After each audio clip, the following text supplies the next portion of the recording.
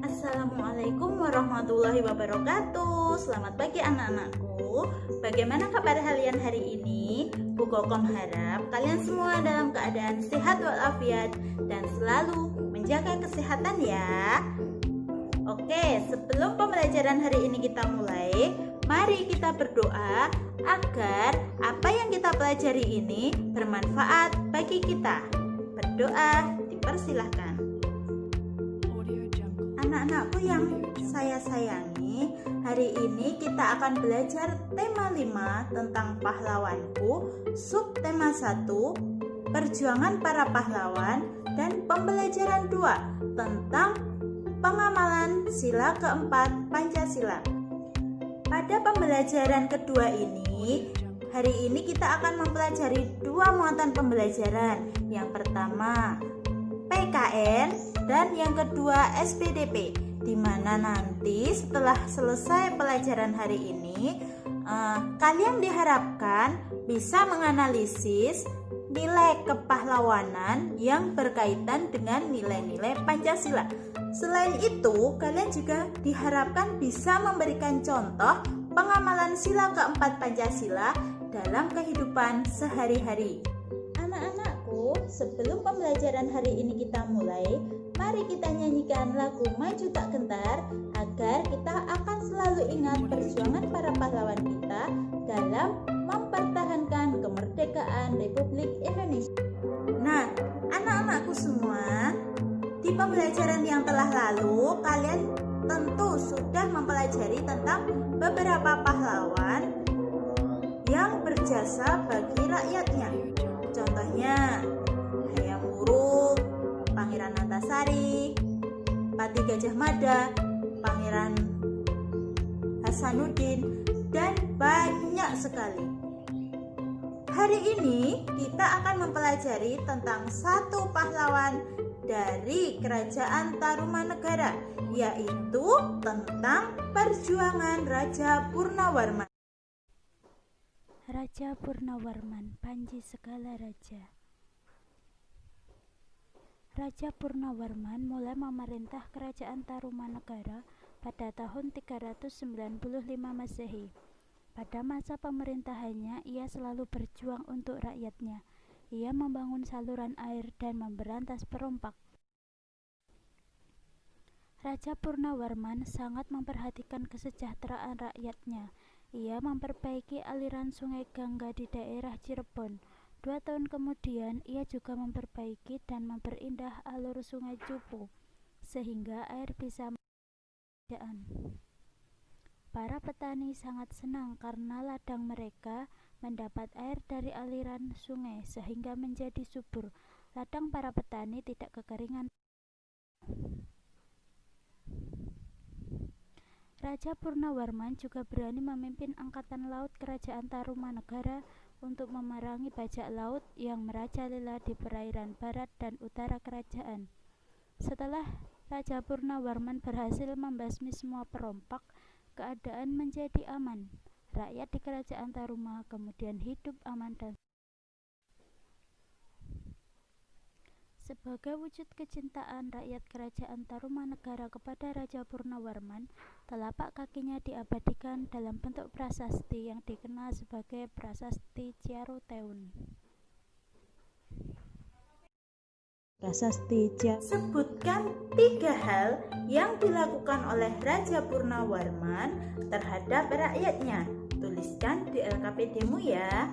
Setelah itu, menurut pendapatmu, apakah 3 hal yang dilakukan oleh Raja Purnawarman tadi sudah sesuai dengan nilai Pancasila? Nah, apakah yang dilakukan oleh Raja Purnawarman itu sudah bisa disebut sebagai ciri-ciri seorang pahlawan? Coba jelaskan pendapatmu ya. Menurut kamu, pahlawan itu cirinya seperti apa saja? Raja Purnawarman mementingkan kepentingan bersama. Selain itu, beliau juga sangat bijaksana dalam memutuskan suatu masalah. Nah, hal tersebut sesuai dengan makna sila Pancasila, terutama sila keempat. Coba Ada yang bisa menyebutkan bunyi sila keempat Pancasila? Benar, sila keempat Pancasila berbunyi kerakyatannya dipimpin oleh hikmat kebijaksanaan dalam permusyawaratan perwakilan. Lambang sila keempat adalah kepala banteng, di mana dimaksudkan banteng adalah hewan yang suka berkumpul, sehingga diumpamakan rakyat Indonesia senang berkumpul bermusyawarah untuk menyelesaikan suatu masalah. Anak-anakku, ternyata nilai-nilai yang terkandung dalam Pancasila juga termuat dalam beberapa lagu nasional. Salah satunya lagu Maju Tak Gentar. Ada yang ingat lagu Maju Tak Gentar? Coba kita nyanyikan bersama ya. Dalam lagu Maju Tak Gentar tadi ada nada rendah, ada nada tinggi. Nah, nada rendah dan nada tinggi dalam sebuah lagu itu disebut intonasi. Nah, sekarang coba perhatikan tabel penulisan tinggi rendahnya nada. Berdasarkan ilustrasi penulisan tersebut, maka semakin ke kanan, nadanya semakin tinggi. Tinggi rendahnya nada biasanya ditandai dengan tanda titik. Tanda titik di bawah notasi angka berarti nada rendah. Sedangkan tanda titik di atas notasi angka berarti itu merupakan nada yang tinggi. Nah, dalam sebuah lagu biasanya juga ada birama. Birama adalah jumlah ketukan-ketukan. Pada lagu Maju Tak Gentar tadi dituliskan birama 4/4. Artinya dalam setiap birama, dalam satu birama terdapat 4 ketukan. Nah, kalau misalnya dituliskan birama 3/4, berarti dalam satu birama itu ada 3 ketukan. Untuk menguji pemahaman kalian tentang materi hari ini, Bu Guru sudah menyediakan beberapa soal di dalam kelas classroom kalian. Nah, nanti Bu Guru minta kalian buka classroom kalian buka soalnya lalu dikerjakan ya. Ingat, dikerjakan dengan jujur. Pahami dulu kalimatnya, baru kalian mengerjakan soal-soalnya. Mengerti anak-anak?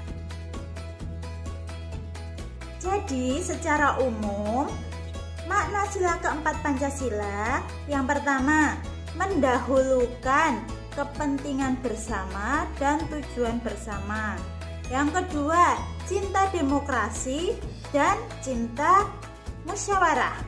Yang ketiga bijaksana dalam menyelesaikan masalah. Nah, dari ketiga makna sila keempat Pancasila itu bisa kita terapkan dalam kehidupan sehari-hari. Misalnya, ketika menghadapi suatu masalah, kita menyelesaikannya dengan musyawarah.